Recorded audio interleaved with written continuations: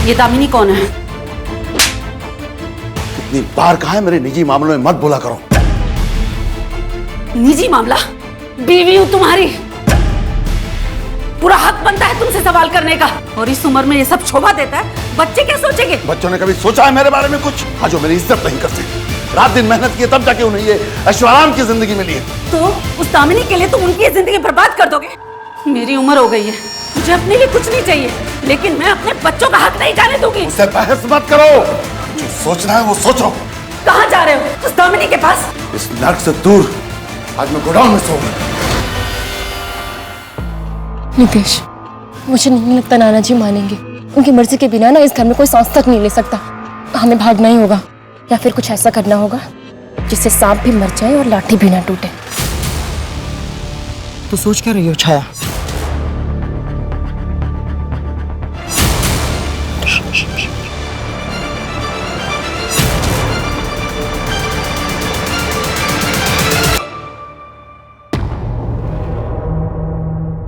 एक तुम ही हो जो मेरे दिल की बात समझती हो। तुमसे बातें कर लेता हूं तो मन हल्का हो जाता। आपको अपने परिवार में सबसे ज्यादा भरोसा किस पे है? किसी पर नहीं, और तुम पर है। आपके परिवार, आपके बिजनेस, इसके अलावा आपके पास है क्या किसी को देने के लिए? मेरी उम्र पे मत जाओ, मैं बहुत दिलचस्प किस्म का इंसान।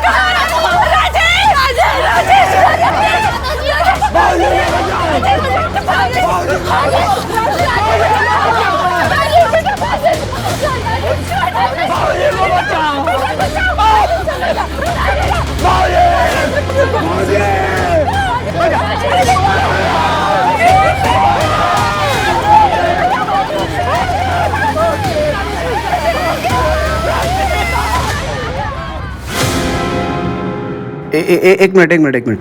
मुझे कौन सा रोल करना है, राजेश का? हाँ आकाश जी। यार अभिषेक, इस कहानी में कुछ इंटरेस्टिंग नहीं है ब्रो। लाइक रेगुलर क्राइम है, एक मर्डर हो रहा है, वो भी 60 साल के बुड्ढे का। नया क्या इसमें? मुझे कॉमर्शियल सिनेमा करना है यार। लाइक रोमांटिक सॉन्ग हो, फाइट सीक्वेंस हो, ग्रीस प्राग का लोकेशन हो। इस कहानी में कुछ स्कोप नहीं है यार। मैं मानता हूँ कि कमर्शियल नहीं है, पर ये परफॉर्मेंस बेस्ड है सर। इतने सालों से परफॉर्मेंस ही तो कर रहा हूँ यार। और बाय द वे, ऐसा क्या है इस कहानी में जो ऑडियंस देखेगी? इस स्क्रिप्ट की वजह से। देखिए सर, ये डेथ इस परिवार में पहली डेथ नहीं थी, और पूरी दुनिया इस केस को लेकर हैरान थी। सब लोग जानना चाहते थे कि क्यों हुआ। हम इस फिल्म में उन्हें ये बताएंगे जो उन्होंने कभी नहीं सुना होगा। सब लोगों को लगता है कि एक इंसान की कहानी है, और असल में तो ये कुछ और ही है, और यही चीज माइंड ब्लोइंग है सर। अब एक बार सुन तो लीजिए। ठीक है, सुनो। कहानी शुरू होती है एक इंसान के जुनून से, और खत्म होती है एक इंसान के सनक पे। हर कहानी के कई आयाम होते हैं, और उन कहानियों को देखने के सभी के अपने अपने दृष्टिकोण होते हैं। आज का ये केस दर्शाता है कि हर इंसान अपनी जिंदगी में दिन प्रतिदिन कई सारी परेशानियों का सामना करता है। कई बार इनका बोझ इतना बढ़ जाता है कि कुछ लोग इससे उभर ही नहीं पाते और बिना सोचे समझे फैसले ले लेते हैं, जिससे जुर्म को पनपने का एक बहुत बड़ा मौका मिल जाता है। दिल्ली में घटी इस घटना ने सबको चौंका दिया था, पर यह तो सिर्फ शुरुआत थी। इस जुर्म के जरिए अपराध के घने तूफान ने दस्तक दी थी, जो कि दिल्ली के रहवासियों, पुलिस प्रशासन और यहां तक कि पूरे देश को अपने जुर्म के तरीके से झकझोर के रख देने वाली थी। नमस्कार, मैं आशुतोष राणा क्राइम पेट्रोल सतर्क के इस नए अध्याय में आप सभी का हार्दिक स्वागत करता हूं। आज मैं लेकर आया हूं एक ऐसे जुर्म की कहानी जो ना कभी किसी ने देखी होगी, ना सुनी होगी और ना ही कभी किसी ने कल्पना की होगी। यह केस अपने आप में इतना भयंकर था कि जिसने भी अपराध का वो दृश्य देखा उसकी रूह कांप गई।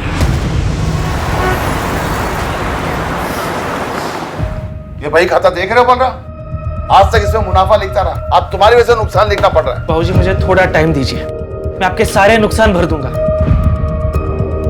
मुझे एक आखिरी बार क्रेडिट पे माल दे दीजिए, वरना ये ठेका मेरे हाथ से निकल जाएगा। बाबूजी मैंने इसके लिए बाजार से कर्जा उठाया है, बहुत मुश्किल में फंस जाऊंगा मैं। ये सब पहले सोचना चाहिए था। तुम किसी और से बात कर लो, मैं माल नहीं दे पाऊंगा भाई। बाबूजी ये सही नहीं है। राजेश भाई आप क्यों नहीं समझाते? बाबूजी ने ना बोल दिया, हम कुछ नहीं कर सकते। आप जाइए बलराम जी यहाँ से। मैंने कभी आपको धोखा नहीं दिया, बाबूजी को पिता समान माना है मैंने। इसका अंजाम ठीक नहीं होगा, इसका अंजाम ठीक नहीं होगा। बाबूजी कॉन्ट्रैक्टर आदमी है, कुछ उल्टा सीधा कर दिया तो ऐसे लोगों से पंगा लेना ठीक होगा क्या? अरे कुछ नहीं होगा, यमराज में जादू चलता है मेरा। अरे हमें मौत भी तो हमें तब आएगी जब हम आज्ञा देंगे।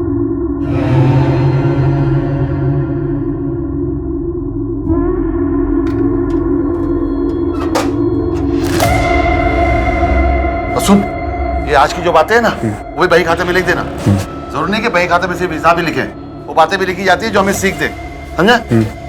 बिलाल, वो जगदीश का टिफिन लाया? नहीं बाबूजी, वो गीता भाभी ने सिर्फ आपके लिए खाना भेजा है। तो ये मैं जगदीश को देता हूँ, तू घर जाके दूसरा खाना लेके आ मेरे लिए। ये गीता भी ना काम चोर हो गई है। शुक्र।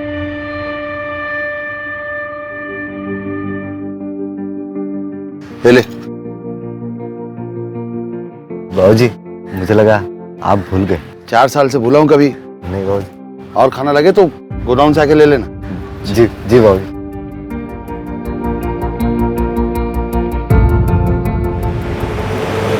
बाबूजी मैं आज यहाँ से फैसला करके जाऊंगा। आप जो अपनी मनमानी करते आ रहे हैं ना, वो नहीं चलेगी। सबकी जिंदगी नरक बना के रखी है आपने। किसी को कोई तकलीफ नहीं है। तिनका जोड़ के मैंने ये घर बनाया और तुम इन सबकी खुशियों को डस रहे हो।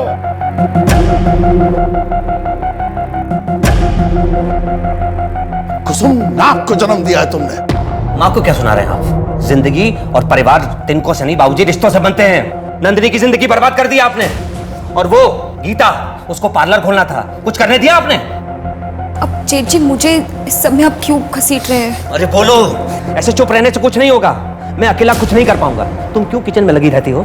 माना कि तुम खाना अच्छा बनाती हो, इसका मतलब घर के सारे काम तुम करोगी। बस हो गया तेरे भैया, बस। देखो बाबूजी की तबीयत खराब हो जाएगी। अगर तबीयत खराब होती तो हो जाए, कल का मरे आज मर जाए, लेकिन इतनी आसानी से मरेगा नहीं है। अगर मैं नाग हूं ना तो ये अजगर है, सबको निकल के जाएगा। भैया बस, इससे ज्यादा एक शब्द नहीं। देख लिया कैसे तिनको से घर बनाया आपने। एक छोटा भाई अपने बड़े भाई पे हाथ उठा रहा है। जब इसे शर्म नहीं रही तो मैं क्यों शर्म करूं? मां पूछे शरीफ आदमी से कि दामिनी कौन है। पूछ मां।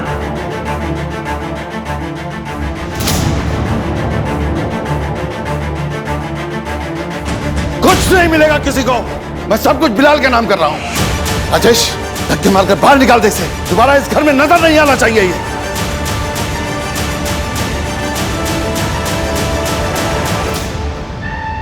ये दामिनी कौन है? कितनी बार कहा है मेरे निजी मामलों में मत बोला करो। और जो सोचना है सोचो। कहाँ जा रहे हो? उस दामिनी के पास? इस नर्क से दूर आज मैं गोडाउन में सोऊंगा।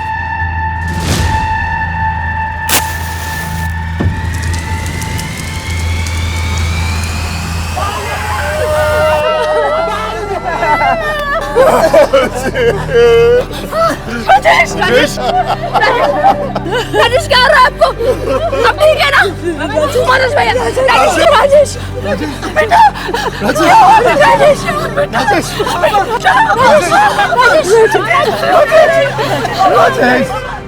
क्या लगता है माथुर?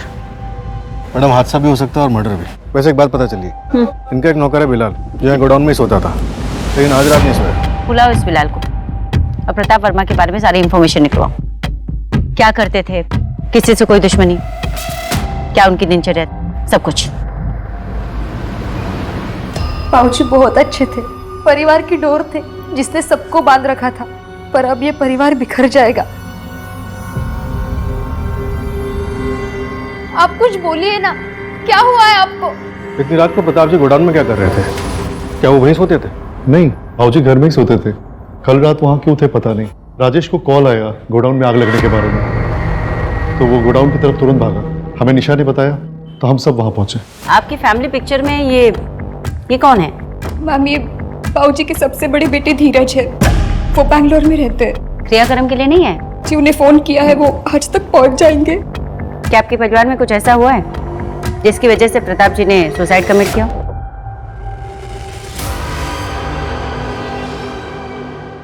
नहीं मैम, दादाजी कभी भी सुसाइड नहीं कर सकते, और गोडाउन में आग लगाकर तो बिल्कुल भी नहीं। वो अपने गोडाउन से बहुत प्यार करते थे।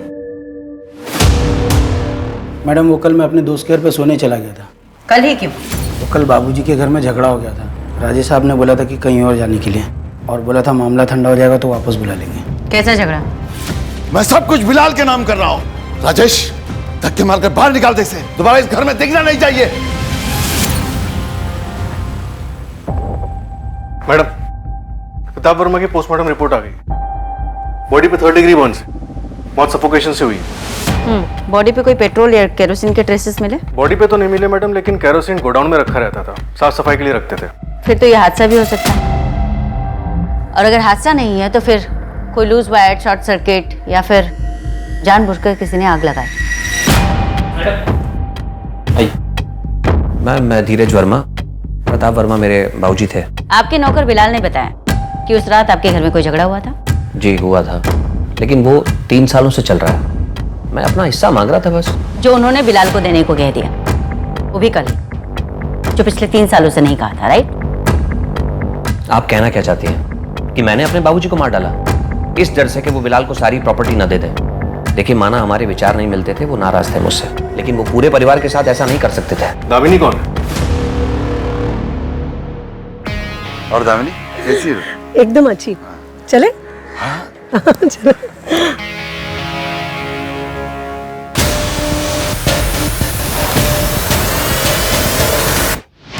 वो 3 महीने पुरानी बात है। आपको क्या लगता है कि आपके फादर का सचमुच दामिनी के साथ अफेयर था? नहीं, बिल्कुल नहीं। वो बात बस मेरे मुंह से गुस्से में निकल गई। मैम, हम वो बलराम ठाकुर के खिलाफ कंप्लेन करवाना चाहते हैं। कौन है बलराम ठाकुर? ठेकेदार है, बाबूजी से अक्सर उधारी पे माल दिया करते थे। हाल फिलहाल में मना कर दिया था तो वो नाराज था और उसे धमकी दी थी। जितना पूछा जाए उतने का जवाब दे। 12 फरवरी की रात को तू कहाँ था? प्रताप वर्मा को धमकी दी थी ना तूने? मैडम, गुस्से में सिर्फ उनको धमकी दी थी, लेकिन मेरा भी बहुत नुकसान हुआ है। मैंने उनके साथ कुछ नहीं किया, अपने पिता के जैसा मानता था मैं उनको। मैं ठेकेदार उनकी वजह से बना, यकीन मानिए मैडम, मैं कभी भी उनके साथ कुछ भी गलत नहीं कर सकता।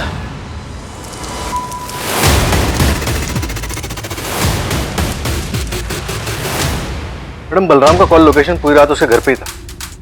कॉन्ट्रैक्टर इतना दिमाग तो लगाएगा ही, कौन घर पे छोड़ के जा सकता है? तो मैडम, ये धीरज वर्मा, प्रताप वर्मा का बड़ा बेटा, हादसे वाली रात ये दिल्ली में ही था, झगड़े के बाद बैंगलोर गया ही नहीं। अरे मानसी, ये कैसे कपड़े पहन के कॉलेज जा रही है? मम्मी, कॉलेज ऐसे ही कपड़े पहन के जाता है ना।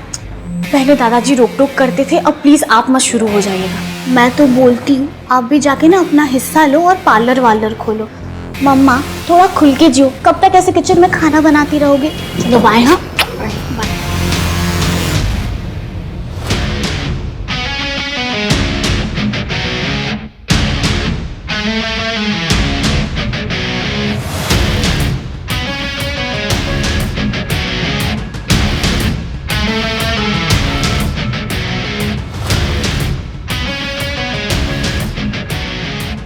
ये प्रताप वर्मा की बैंक स्टेटमेंट है। इसके हिसाब से तुम्हारे अकाउंट में हर महीने 45,000 रुपए ट्रांसफर हुए पिछले 3 महीने से, राइट? यस। क्यों? प्रताप जी, मैंने एक स्टोरी लिखी है, आप वो स्टोरी पढ़ के देखिए। अगर उस पर फिल्म बनेगी ना तो सुपर डुपर हिट हो जाएगी। बस 2 करोड़ का इन्वेस्टमेंट है। 3 करोड़ दूंगा, लेकिन फिल्म मेरी लाइफ पे बननी चाहिए, हीरोइन मैं सिलेक्ट करूंगा। ठीक है प्रताप जी, आप मुझे अपनी लाइफ स्टोरी बताइए, मैं उसके ऊपर बुक लिखती हूँ, बुक को पब्लिश करते हैं और उसको फेमस करते हैं, फिर उसके ऊपर फिल्म बनाते हैं। मेरी लाइफ पे बुक? दामिनी, एक बुक कम पड़ेगी, हेमराज पर जादू चलता है मेरा। अरे हमें मौत भी तो हमें तब आएगी जब हम आज्ञा देंगे। ये दामिनी सच बोल रही है, काफी कुछ लिख रखा है उसने प्रताप वर्मा के बारे में। और मैडम ये धीरज वर्मा जिस होटल में रुका था वहां मैंने पूछताछ की, पूरी रात होटल में ही था। मैंने होटल के सीसीटीवी भी चेक किए, लेकिन वो मेन डोर से बाहर निकलता हुआ नजर नहीं आया। तो फिर उसने हमसे ये बात क्यों छुपी? पूछा मैंने उससे, तो कहने लगा कि बाप के मरने का सदमा था इसलिए बताना भूल गया। क्या बकवास है। उस बदाम के खिलाफ कुछ मिला? नहीं मैडम, लगता है ये हादसा ही था। क्लोजर रिपोर्ट फाइल कर दो। Okay madam. Closure report? लेकिन केस तो क्लियर है कि मर्डर है। पर ये तो सिर्फ ऑडियंस को दिख रहा है ना सर। तो फिर पक्का उस धीरज ने किया होगा, राइट? बलराम भी तो हो सकता है, या फिर बिलाल। सर आपका शॉट रेडी। हाँ, डायरेक्टर को बोलो दूसरा सीन लगा, मैं आ रहा हूँ। हाँ, क्या नाम था उसका? बिलाल। बिलाल, राइट? तो बिलाल ने प्रॉपर्टी के पेपर पे साइन करवाया होगा। असली कहानी यहीं से शुरू होती है सर, और यहीं से आपका कैरेक्टर स्ट्रांग होता है। ओके, अब हम चलते हैं 1.5 साल बाद। राजेश, मैं तुम्हारा बड़ा भाई हूं, इस गोडाउन पे मेरा भी उतना ही हक है। मुझे खरीदी के दाम पे सामान चाहिए।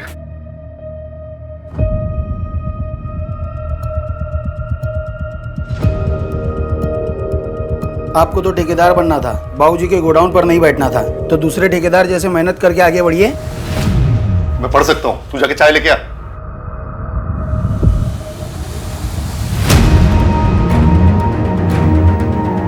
तू बलराम को उधारी दे सकते हो, हमें उधारी नहीं दे सकते।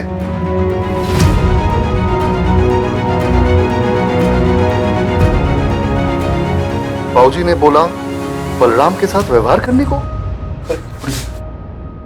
मनोज, राजेश, 1.5 साल से ज्यादा हो गया, हम लोग बंटवारा क्यों नहीं कर रहे हैं? किसी से पूछिए, बाबूजी से साइनिंग अथॉरिटी बना के गए, अब ये कुंडली मार के बैठे उस पे।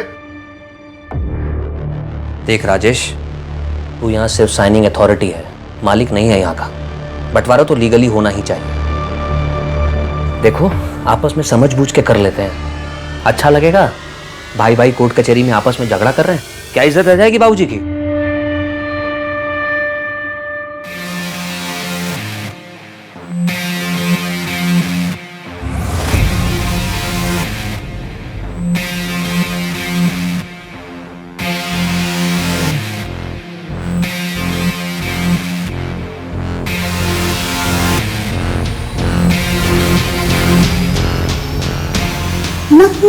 ना मानसी 2 साल से डेट कर रहे हैं यार, एक बार किस भी नहीं कर सकता।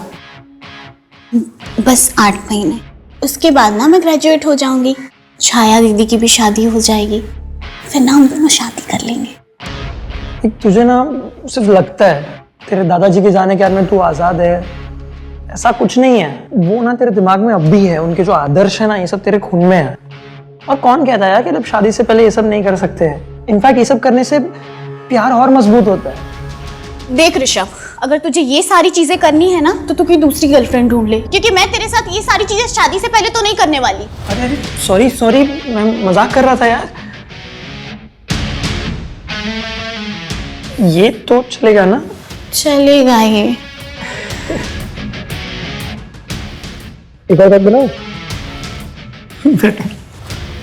गया। शाबाश। एक सेकंड।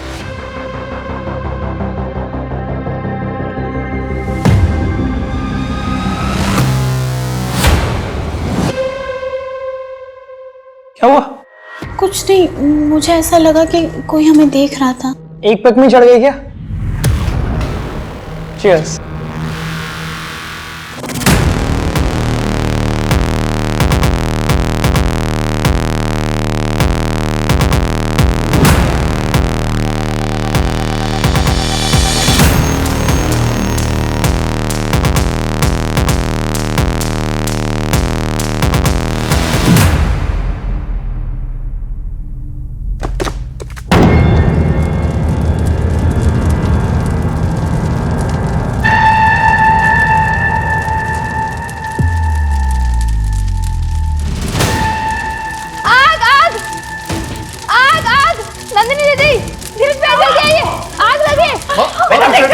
गीता पीछे हटो।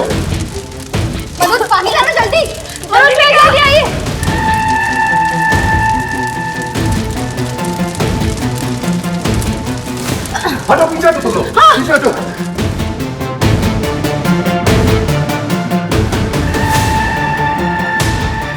वो तो बाबूजी की फोटो गिरने की आवाज से मेरी नींद खुल गई, नहीं तो पूरा घर जल जाता।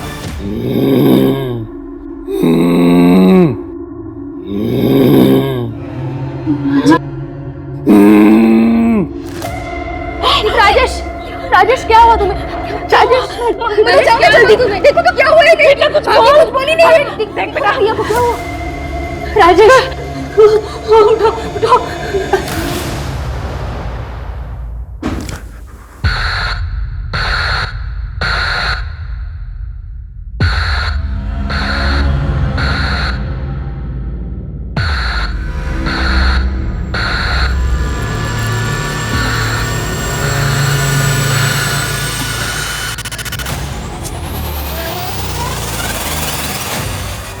हेलो ऋषभ, मुझे सच सच बताओ कि तुमने मेरे साथ क्या किया है।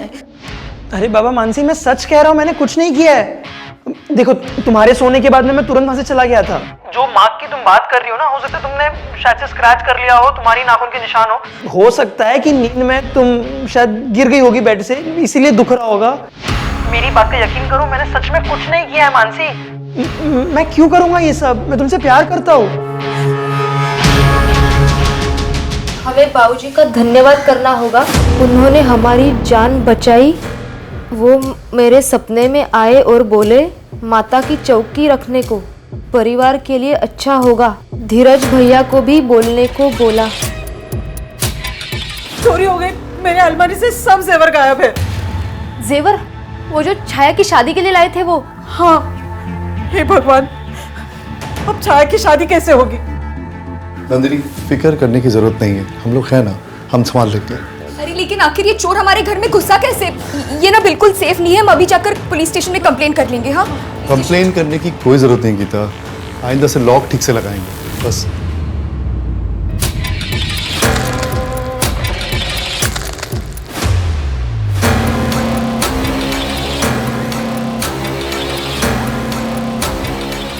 हाँ, ये सही कह रहे हैं, हमें घर पे पूजा रखनी होगी। घर पे सब अशुभ हो रहा है।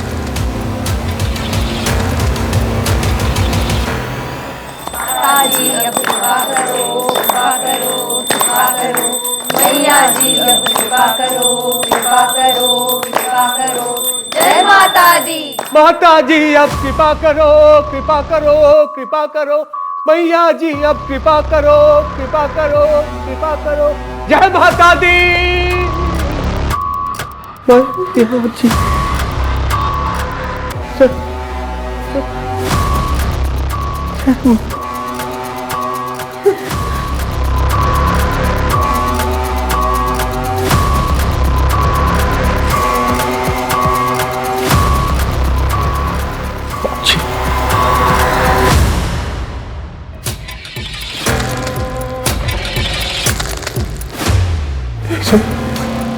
इसे बाबूजी के आशीर्वाद का कमाल है।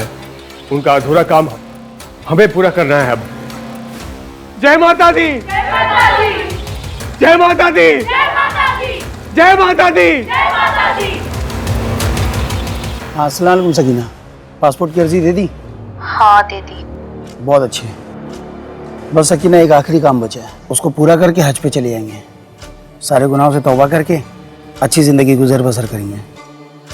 हाँ, बस कुछ ही महीनों की बात है। रखता हूँ, अल्लाह हाफिज।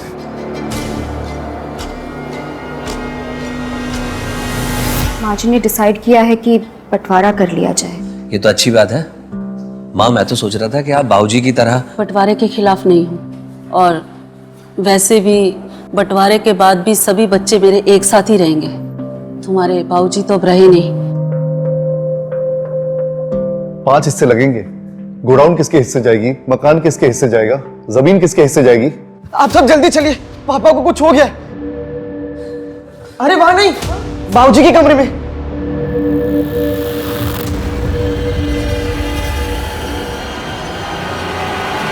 क्या बात है कुसुम, मैंने आंखें क्या मींची, तुमने बंटवारा करना शुरू कर दिया। इस घर का बंटवारा कभी नहीं होगा। ऐसे क्या देख रही है कुसुम? याद है कि मनोज, जब गीता तुझसे तंग आकर चली गई थी तो उसे मनाकर कौन लाया था? मैं। और नंदिनी, तेरे पति से तलाक दिलाकर क्या मैंने कोई गलत किया? बोल। शराब पीकर तुझे मारता था, दूसरी औरत पाल रखी थी उसने। माँ, क्या क्या ये सच है?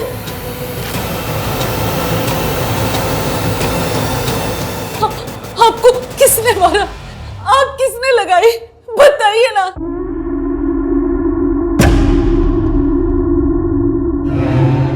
अब उन बातों में जाकर क्या फायदा?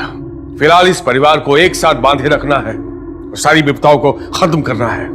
इसके लिए हमें एक होना होगा और एक दूसरे पर भरोसा करना होगा। गीता, मेरी वाली कड़क चाय बना। आज चाय पीने का दिल कर रहा है। गीता, देखा तुमने? राजेश ने नया नाटक लगा रखा है। अच्छा खासा मां बंटवारा करने वाली थी। मुझे तो लगता है राजेश ये सब पावर हाथ में लेने के लिए कर रहा है। धीरज भैया, क्या इस राजेश ने तो बाबूजी को... क्या ये मुमकिन है कि किसी जिंदा आदमी के अंदर किसी मरे हुए व्यक्ति की आत्मा आ जाए? राजेश अब घर के सभी छोटे बड़े फैसले लेने लगा था, चाहे वो किसी बच्चे को सब्जेक्ट दिलाना हो, घर में कोई सामान खरीदना हो या फिर व्यापार का फैसला लेना हो। राजेश के द्वारा लिए गए फैसलों से परिवार का भला होने लगा, व्यापार में उन्नति होने लगी। और क्या सच में प्रताप वर्मा की आत्मा उनकी रक्षा कर रही थी, या फिर इसकी सच्चाई कुछ और थी? भाई 1.5 लाख है। और बाकी का मैं अगले हफ्ते देता हूँ आपको। क्या रे, माल देते वक्त तूने बोला था ये बहुत बड़े घर का आदमी है, चिंदी निकला ये तो। दे दूंगा ना भाई, मैं थोड़ा माल मिलेगा।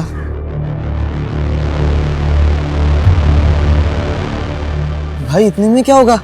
तो एहसान कर रहा हूँ तेरे ऊपर। और माल चाहिए ना तो पुराना घर चुकता कर, उसके बाद माल मिलेगा। मैं इसको पैसों का इंतजाम हो जाएगा ना? हाँ हो जाएगा।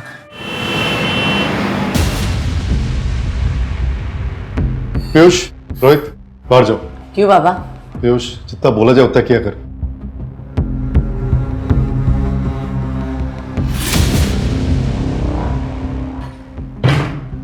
क्या हुआ बड़े पापा?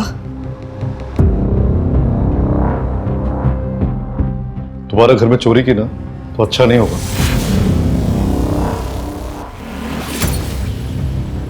क्या किया जेवर का? वो बड़े पापा, मुझे किताबें खरीदनी थी, मम्मी ने मना कर दिया, मैंने इसलिए वो... कितने बेची? 10,000 में। 3 लाख का हार तूने 10,000 में बेच दिया? तू दोबारा से हरकत किया ना तो मुझसे बुरा कोई नहीं होगा।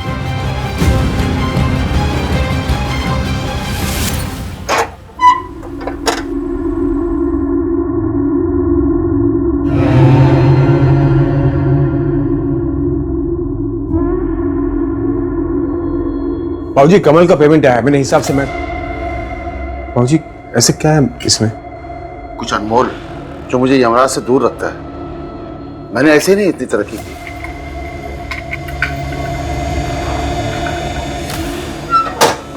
तो सुन, वो बही खाते में कमल का पेमेंट चढ़ा देना और कल जाके उसे पैसा बैंक में जमा कर देना, ठीक है?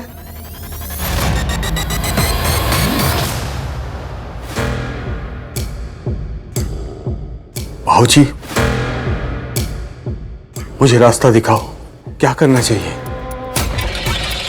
मुझे यकीन है कि परिवार टूटने वाला है। नहीं बाबूजी, मानिए मेरी बात। मां कुछ नहीं करेगी, उल्टा वो सबको बढ़ावा देगी।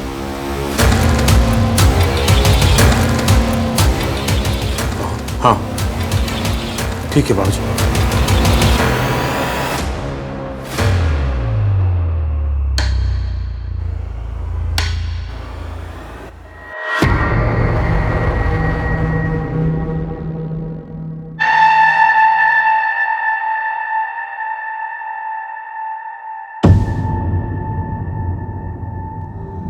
और खाना चाहिए तो गोडाउन में आ जाना। हाँ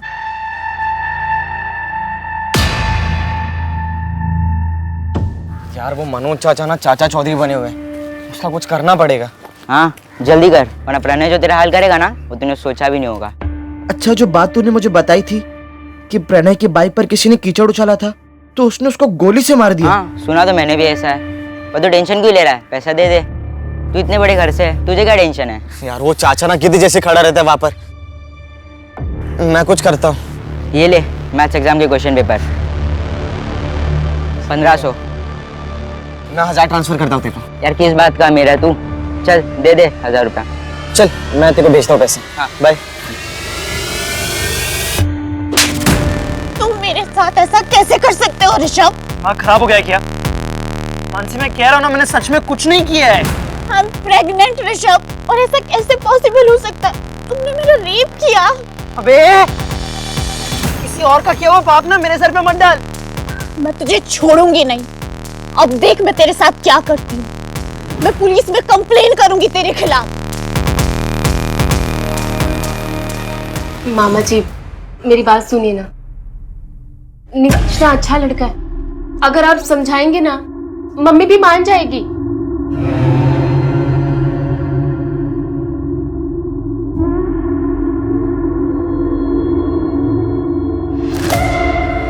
ठीक है, मिलवाओ उनके परिवार वालों से, शादी की डेट फिक्स कर देते हैं। सच में?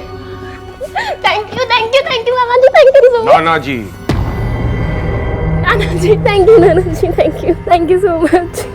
नितेश तुम फोन क्यों नहीं उठा रहे हो?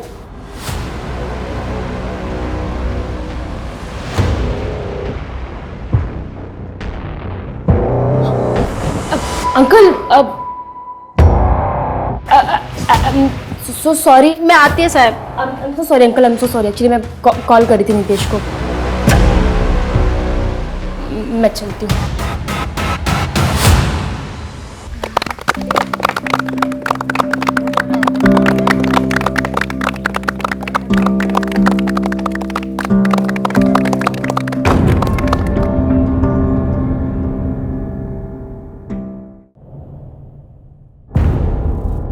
नमस्ते।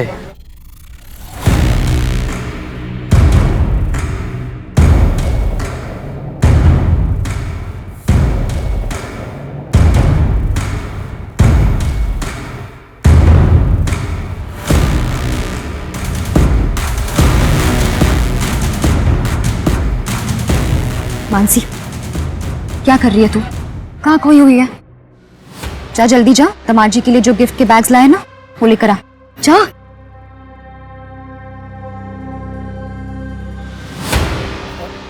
सॉरी वो जल्दबाजी में दिखा नहीं।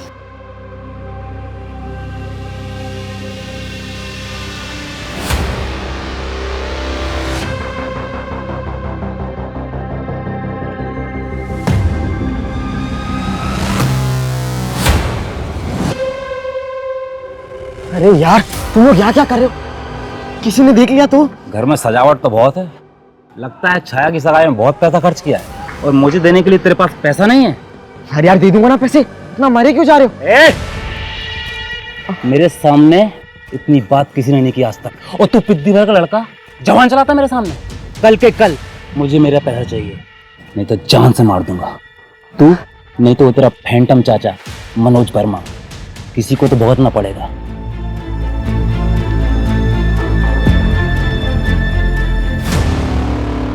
मैंने कहा था छाया की सगाई होते ही एक बड़ी विपदा आएगी, और वो विपदा हमारे दरवाजे में दस्तक दे चुकी है। इसलिए एक पूजा करनी होगी। गॉड यार अभिषेक, सीरियसली तो ये कहानी माइंड ब्लोइंग है यार। अभिषेक ये कहानी मैं ही करूंगा, ये रोल मैं ही प्ले करूंगा, तुम किसी और को ये कहानी नहीं सुनाओगे। ओके। पर ऐसे कैसे यार?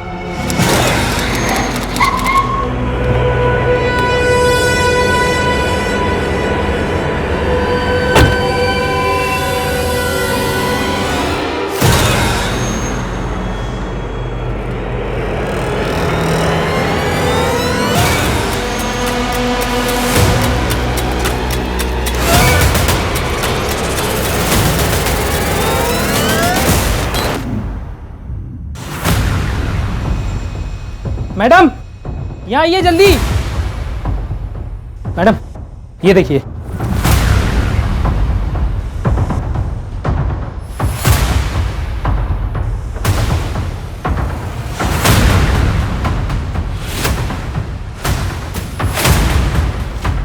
मैडम कल पार्टी में फैमिली के सभी लोग थे और सभी लोग बहुत खुश थे।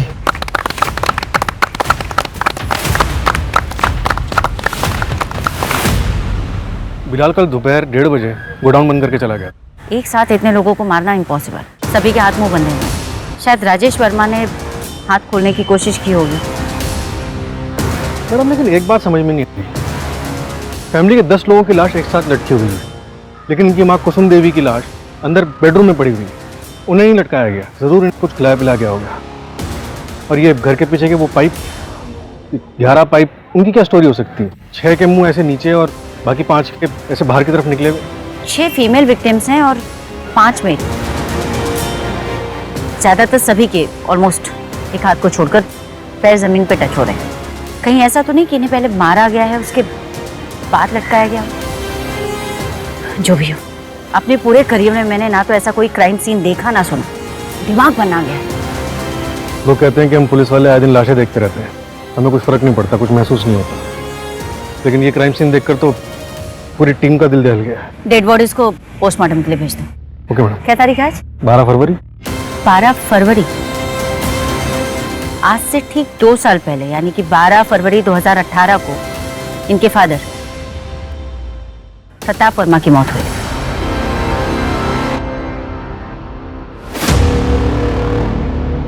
उस घर में जब भी कुछ कांड होता था तो बहुत कन्वेंटली छुट्टी पे रहता था रे। वो लोग बोलते थे जाने के लिए, तो मैं क्या करता, नौकर आदमी हूँ। तुझे कुछ लगा नहीं कि घर में ऐसा कुछ होने वाला है? नहीं, लेकिन वो राजेश साहब 6 महीने से कुछ अजीब अजीब हरकत करते थे, उनमें बाबूजी की आत्मा आती। बिल्कुल समझता है उनको। भूत प्रेत की कहानी सुनेगा? मैडम आपको यकीन नहीं होता तो आप राजेश साहब का वही खाता देख लीजिए, उसमें वो हर चीज लिखते थे। इसके पहले कुछ बोला था उसने? नहीं मैम।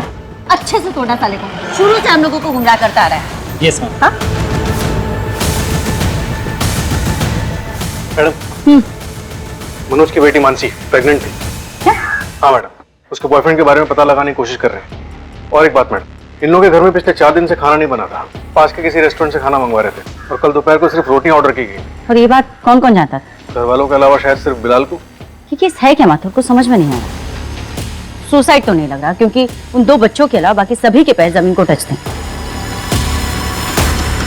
और स्टूल्स भी धोते। उनके घर के पास का सीसीटीवी फुटेज मिला? मंगवाया मैडम। मैडम, बिलाल कुछ बताने के लिए तैयार हुआ है। देखते हैं।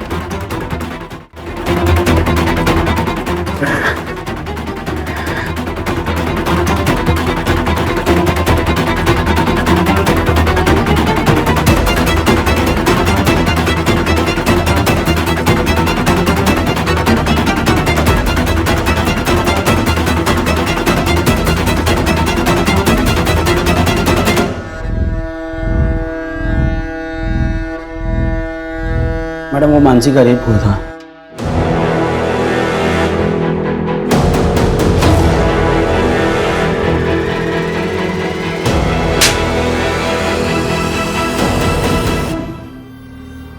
क्या मनोज भाई, अब हमारा ये धंधा खाने लगे? ऐसा कुछ नहीं है बलराम, तुम भी धंधा करो।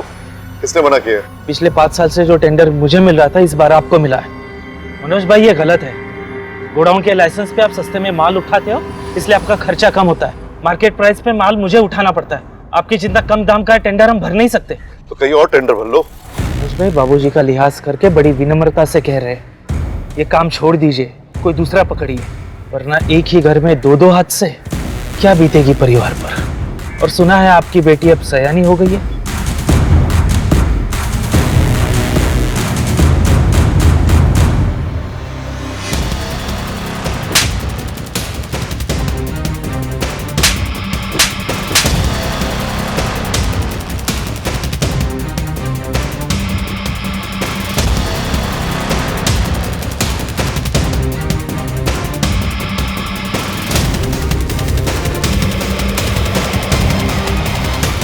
प्रताप वर्मा डेथ और अभी की वर्मा फैमिली मास डेथ में कोई भी कनेक्शन नहीं मिला। इन दोनों ही केसेस में इतना कनेक्शन तो जरूर है माथुर। जो भी मौतें हुई हैं बहुत ही मिस्टीरियसली हुई, भले ही एविडेंस, रीजन या मोटिव क्लियर ना हो। और अगर ये मर्डर है तो इस मर्डर की प्लानिंग बहुत सटीक तरीके से की गई। मैडम धीरज का कहना है कि राजेश अपने बाबूजी की आत्मा आने का नाटक कर रहा था क्योंकि उसे पावर चाहिए थी। उसका कहना है कि मनोज की बीवी गीता को पहले राजेश पे भरोसा नहीं था, लेकिन धीरे धीरे होने लगा, और फिर बाकी फैमिली मेंबर्स को, यहाँ तक कि बच्चों को भी लगने लगा कि राजेश के अंदर उसके बाबूजी की आत्मा आती थी। क्या बकवास बात है, इतने पढ़े लिखे होने के बावजूद ये लोग आत्मा जैसी चीजों पर विश्वास करते, वो भी घर के सारे लोग, बच्चे तक। राजेश अपने बाबूजी को अपना भगवान मानता है, यहाँ तक कि उनके मरने का सदमा भी बर्दाश्त नहीं करता। पहले उसकी आवाज चले गई, फिर धीरे धीरे वो अपने बाबूजी को अपने अंदर महसूस करने लगा, बिहेव भी उनके जैसे करने लगा। वो सब कुछ अपने बाबूजी के जैसे करता था जैसे वो करते थे। हाँ मैडम, बिलाल और धीरज की बातों से तो यही लगता है। बिलाल ने कहा था ना कि राजेश कोई बही खाता लिखता था। हाँ मैडम। उसे कम बात है।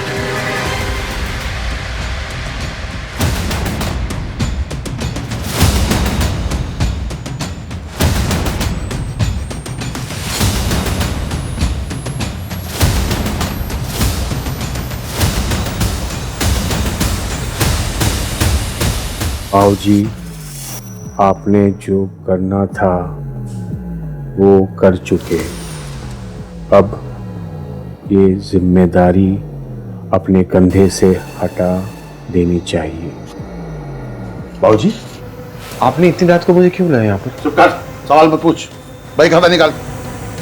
बाबूजी, बात क्या है? बलराम का सारा कर्जा माफ कर दूंगा, और जिसका भी कर्जा है सब माफ कर दूंगा। बिलाल के नाम आधी जायदाद करूंगा, आधी कुसुम के। लेकिन बाबूजी, हम लोगों को क्या मिलेगा? बाबूजी, तू मेरा आज्ञाकारी बेटा है ना, कुसुम तुझे अपने साथ रख लेगी। बाबूजी, ऐसे कैसे कर सकते हैं आप?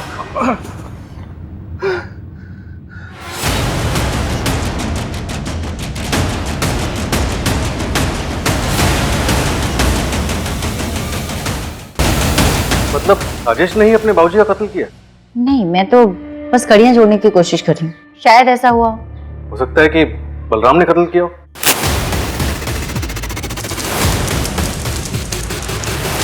आगे इसमें लिखा हुआ है कि बाबूजी आपके कहे अनुसार सब ठीक हो गया है, छाया की शादी है, उसको आप पर भरोसा हो गया, पर कुछ बुरी शक्तियां हमें तंग कर रही हैं। हमें शक्ति दो बाबूजी, शक्ति दो इन बुरी शक्तियों से लड़ने की। इसका क्या मतलब हो सकता है? बाबूजी के कहे अनुसार एक वट पूजा करनी होगी, जिससे वो सारी बुरी शक्तियां हमसे दूर हो जाएंगी। पूजा करनी होगी, पूजा करनी होगी। वर्मा, उसके पास का एक सीसीटीवी फुटेज मिला, ये घटना वाले दिन का है, देखिए।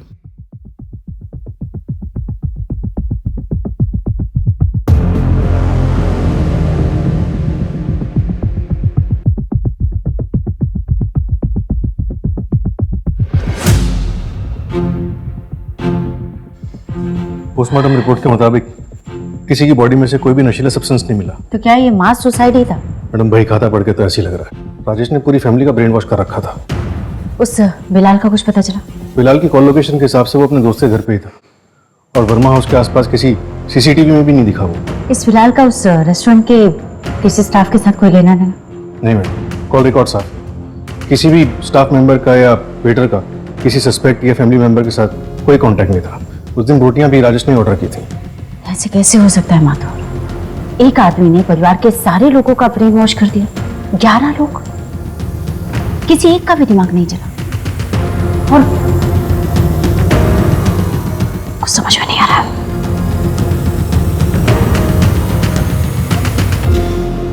जानना था कि ये असल में हुआ क्या था और कैसे हुआ था। इस कहानी की सच्चाई को कोई नहीं जान पाएगा, बस एक हॉरर स्टोरी बन के रह जाएगी। हाल फिलहाल पुलिस ने क्लोजर रिपोर्ट फाइल कर दी है, मास सुसाइड का केस है। अनबिलीवेबल यार। प्रताप वर्मा की मौत के बाद राजेश भी खुद को उनकी मौत का यकीन नहीं दिला पाया। उसका दिमाग ये बात मानने के लिए तैयार ही नहीं था कि उसके बाबूजी उसे छोड़कर इस दुनिया से कभी जा भी सकते हैं। ये एक मानसिक रोग है जो राजेश के दिमाग में विकसित हो गया था, जिसके रहते वो स्प्लिट पर्सनैलिटी का शिकार बन गया और अपने बाबूजी की तरह व्यवहार करने लगा। धीरे धीरे पूरा परिवार इस अंधविश्वास की चपेट में आ गया और सभी लोग राजेश के अंदर बाबूजी को देखने लगे। हमारे देश का ये सबसे चौंका देने वाला केस था, जिसने हर भारतवासी को अपने टीवी स्क्रीन से हटने नहीं दिया था। सभी इन सवालों के जवाब जानना चाहते थे कि कैसे परिवार के 11 लोगों ने एक साथ मृत्यु को गले लगा लिया। क्या ये सच में खुदकुशी थी या फिर एक योजनाबद्ध सामूहिक नरसंहार? प्रताप वर्मा की एक्सीडेंटल डेथ की तरह इन 11 लोगों की मौत के केस में भी पुलिस ने मौकाए वारदात पर मिले सबूतों के आधार पर क्लोजर रिपोर्ट फाइल कर दी थी। विश्वास और अंधविश्वास में यही फर्क होता है। विश्वास जीना सिखाता है और अंधविश्वास का रास्ता विनाश की तरफ ले जाता है। अब मैं आशुतोष राणा विदा लेता हूं आपसे। हम फिर मिलेंगे एक ऐसी ही कहानी के साथ जो आपको रखेगी सतर्क और जिंदगी को सुरक्षित। तब तक अपना और अपने परिवार का ख्याल रखिए और देखते रहिए क्राइम पेट्रोल सतर्क। जय हिंद।